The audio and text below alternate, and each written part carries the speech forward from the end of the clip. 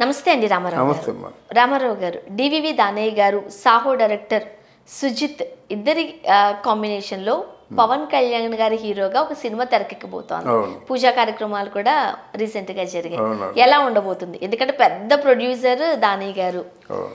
And మంచి director Sujith. ఇక పవన్ కళ్యాణ్ గారి గురించి మాట్లాడే అర్హత కూడా లేదు. అవును. చిన్నవాళ్ళు అవును. ఎలా ఉండబోతుంది అంటారు ఈ ప్రాజెక్ట్? ఈ సినిమా మనకి త్రిబులార్ని మించిన సినిమా అవుతుందని ఒక ఓవరాల్గా టాక్. అంటే ఒక్క మాటతో సమాధానం చెప్పేశారు. త్రిబులార్ని మించిన సినిమా అవుతుంది, బడ్జెట్ 1000 కోట్లైనా ఆశ్చర్యపోనక్కర్లేదు అన్నది దానయ్య గారి అభిప్రాయం. మరి ప్రొడ్యూసర్ భారీ సినిమా తీయడానికి సిద్ధంగా ఉన్నప్పుడు డెఫినెట్గా అవుతుంది. పవన్ కళ్యాణ్ లాంటి హీరో ఉన్నప్పుడు అంటే వాళ్ళు సినిమా తీయడం పెద్ద కష్టం కాదు. సినిమా అనౌన్స్మెంట్ అవగానే బిజినెస్ అయిపోద్ది. అంటే పవన్ కళ్యాణ్ సినిమాకి ఎంత బిజినెస్ ఉంది, అందువలన చాలా శుభసూచకం.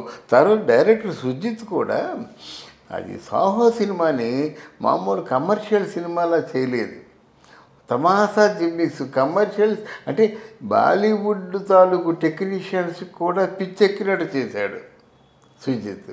అంటే డైరెక్షను మామూలుగా రొటీన్గా ఏదో డ్యూయెట్లు ఫైట్లు ఇట్లాంటి సన్నివేశాలు ఉండేలా కాకుండా ఒక నోవల్టీ అంటే ఒక కొత్తదనం ఉండేలా చేశాడు కనుక ఆ నోవల్టీని ఎప్పుడు ఇష్టపడే వ్యక్తి ఎవరు? పవన్ కళ్యాణ్ కనుక ఆ పవన్ కళ్యాణ్ సినిమా డెఫినెట్గా ఆడియన్స్ని ఆకర్షిస్తుంది అనేది నా ప్రగాఢ విశ్వాసం. తర్వాత సన్నివేశాల రూపకల్పన కూడా సుజిత్ చాలా మంచి రొటీన్గా మనం చూసిన సన్నివేశాలు boy meets girl, girl meets boy ఇట్లా కాకుండా సంథింగ్ రొటీన్ అంటే కొంచెం డిఫరెంట్ సన్నివేశాలని చూపిస్తాడనే నమ్మకం నాకు ఉంది. 2, 3 ఏదో సహజంగా సినిమా వాళ్ళు ఏమనుకుంటారంటే స్విట్జర్లాండ్ వెళ్ళి సాంగ్ తీద్దాం అనుకుంటారు. తర్వాత స్విట్జర్లాండ్ కాదు కానీ మనం మామూలుగా ఇక్కడ ఏదో ఊటీ వెళ్ళి చేద్దాం అనుకుంటారు. తర్వాత ఏంటి ఆ ఊటీ ఎందుకు కానీ మన గదిలో తీసేద్దాం, 2 పోస్టర్లు అంటించేద్దాం అనుకుంటారన్నమాట. అలాంటి వ్యక్తి కాదు దానయ్య. డెఫినెట్గా ఎంత ఖర్చు అయితే అంత. ఈ సాంగ్కి బడ్జెట్ 50 కోట్లు అనుకోండి, ఆ 50 కోట్లు అలా కేటాయించేస్తాడు అంతే. అది అంటే సినిమా మేకింగ్లో ఉన్నటువంటి పెద్ద మెలకు అన్నమాట. ఎందుకంటే అనుకున్న బడ్జెట్కి ఏమాత్రం తగ్గినా అక్కడ డైరెక్టర్ చచ్చిపోతాడు. డైరెక్టర్ ఏదో అనుకుంటాడు, అనుకున్న దాన్ని అనుకున్నట్టు తీగిపోయినట్టు తెలియదు లేవే ఎలా చేద్దాం పర్వాలేదు అనుకుంటే అక్కడ ఎప్పుడైతే ఒకసారి మెంటల్గా దెబ్బతిన్నాడో మొత్తం సినిమా యావత్తు దెబ్బతింటాడు అన్నమాట. అందుకు భారీ చిత్రాల నిర్మాత అవసరం, భారీగా డబ్బు ఖర్చు పెట్టే వ్యక్తి అవసరం. అది అంటే అందరూ ఉన్నారు ఇక్కడ. దానయ్య ఉన్నాడు, సుజిత్ ఉన్నాడు, పవన్ కళ్యాణ్ ఉన్నాడు. అంటే ఈ సినిమా గురించి ఎంత ప్రత్యేకించి చెప్పుకోవడం ఎందుకంటే పవన్ కళ్యాణ్ మామూలు కమర్షియల్ సినిమాలు చేసి చాలా కాలం అయింది. అన్నీ ఏదో మెసేజ్ ఓరియంటెడ్ సినిమాలు చేస్తున్నాడు కదా. పవన్ కళ్యాణ్ అభిమానులకు కూడా ఒక ఆనందం ఉంటుంది కదా, అమ్మాయితో డ్యాన్స్ చేయాలి, రొమాన్స్ చేయాలి, ఆ ఇద్దరికి మంచి కెమిస్ట్రీ పండాలని ఉంటుంది కదా పవన్ కళ్యాణ్ అభిమానికి. అలాంటి కోరికలు ఉన్న వాళ్ళకి అంతా పెద్ద పండగ. ఆయన బ్రహ్మాండంగా మామూలుగా రొమాన్స్ డ్యూయెట్లు అంతా ఉంటుంది. అందులో ఏదో కొంచెం మెసేజ్ ఉంటే ఉండొచ్చు కానీ మొత్తం మసాలా అంతా ఉంటుందని నేను అనుకుంటున్నాను. పవన్ కళ్యాణ్ గారి స్పెషాలిటీ ఏంటి అని అంటే ఎక్కడో ఒక మారుమూల పాడుకుని ఒక పాటను తీసుకొచ్చి ఆయనే ఓన్గా పాడుతూ ఉంటారు. అవును, రైట్. సో ఒక మంచి కమెడియన్ పక్కన పెట్టుకుని మంచి కామెడీ చేస్తారు, చాలా మంచి కామెడీ చేస్తారు. అంటే మా కామెడీ ఎలా ఉంటుందంటే న్యాచురల్ కామెడీ అన్నమాట.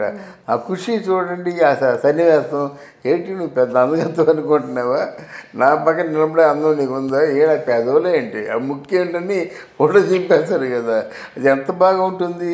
అలా ఫోటో చెంపగానే ఇలా చూస్తే కనిపిస్తుంది హీరోయిన్, ఒరే బాబు అని చెప్పేసి సచ్చినోడా అని పాట మాట అరిని తిడతాడనమాట.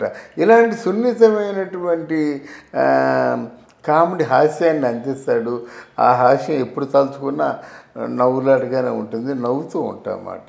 అది పవన్ కళ్యాణ్కి బాగా ఆయన మీద పండే సన్నివేశాలు ఇలాంటి సన్నివేశాలు. తర్వాత ఏంటంటే మనకున్నటువంటి జానపద కళారూపాల్లో కొన్ని పాటలు ఉంటాయి. అది ఆ పాటలు మాత్రం ఎప్పుడో నాగయ్య గారి పాట అది.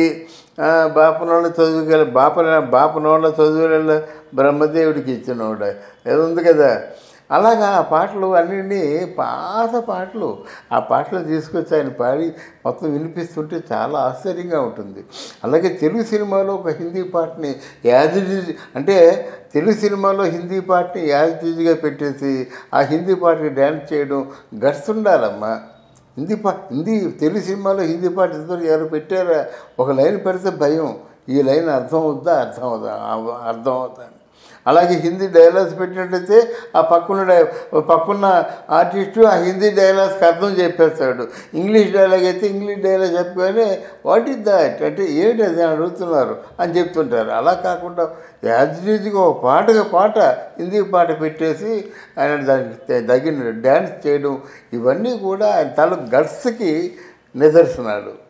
ఏపీలో ఎన్నికలు రాబోతున్నాయి. ఈ టైంలో పవన్ కళ్యాణ్ గారు ఒక సినిమా చేస్తున్నారు అని అంటే ఖచ్చితంగా ఒక రాజకీయ కోణం వెలుగు చూస్తూనే ఉంటుంది. సో చాలా జాగ్రత్తగా సినిమా తీయాల్సిన అవసరం ఉంది. మరి ఈ ముగ్గురి కాంబినేషన్ లో ఎలాంటి సినిమా రాబోతుంది అనుకోవచ్చు? చాలా అద్భుతమైన సినిమా రాబోతుంది. మెసేజ్ ఓరియంటెడా లేకపోతే కమర్షియల్ మూవీనా?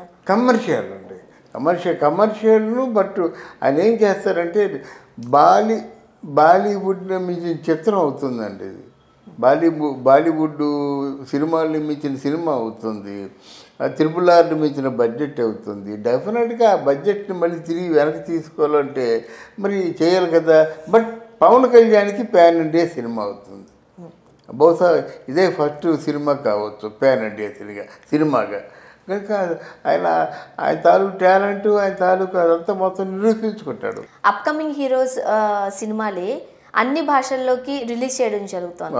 అలాంటిది ఇంత మెగా అభిమానులు ఉన్న పవన్ కళ్యాణ్ గారి సినిమా ఎన్ని భాషల్లో రూపొందించే అవకాశం ఉంటుంది? పాన్ ఇండియా మూవీ అవుతుందా లేదా అన్నది కూడా చాలా మంది అభిమానుల కోరిక. అది అంటే మినిమం ఒక 5 భాషల్లో రిలీజ్ అవుతుందమ్మా. కన్నడం కానీ, మలయాళం కానీ, తమిళ్ కానీ, హిందీ కానీ, తెలుగు కానీ 5 భాషల్లో మాత్రం కంపల్సరీగా అది అంటే తర్జుమా చేయించుకుంటుంది. అంటే మామూలు డబ్బింగ్ చేయించుకుంటుంది, రిలీజ్ అవుతుంది అన్నమాట. అక్కడే వాళ్ళ కాస్ట్ వర్కౌట్ అవుతుంది. ఒక భాషలో తీసినట్టయితే కాస్ట్ ఎలా వర్కౌట్ అవుతుంది? కాస్ట్ వర్కౌట్ అవ్వాలంటే మినిమం 5 భాషల్లో చేయాలన్నమాట. అప్పుడే అది ప్యాన్ ఇండియా సినిమా మిగిలిపోతుంది. తర్వాత ఓవర్సీస్ మార్కెట్. పవన్ కళ్యాణ్ అంటే ఓవర్సీస్లో ఎంతో మంది అభిమానులు ఉన్నారు. మమ్మల్ని తక్కువ మంది అభిమానులు కాదు, ఆల్మోస్ట్ ఆల్ రజనీకాంత్కి ఉన్నంత మంది అభిమానులు పవన్ కళ్యాణ్కి కూడా ఉన్నారు. రజనీకాంత్కి యాజ్ ఈజ్గా ఒక రీప్లేస్ అనుకోండి. అక్కడ తమిళనాడులో రజనీకాంత్, టాలీవుడ్లో పవన్ కళ్యాణ్ అన్నమాట. ఆ స్థాయి వ్యక్తి అన్నమాట. ఇది పవన్ కళ్యాణ్ అభిమానులు ఏదో హ్యాపీగా ఫీల్ అవుతారని చెప్పడం కాదు, యథార్థం చెప్తున్నాను నేను. కనుక డెఫినెట్గా పవన్ కళ్యాణ్ అభిమానులందరికీ పండగే పండగ. Right. Thank you so much. Thank you అమ్మా, థ్యాంక్ యూ వెరీ మచ్.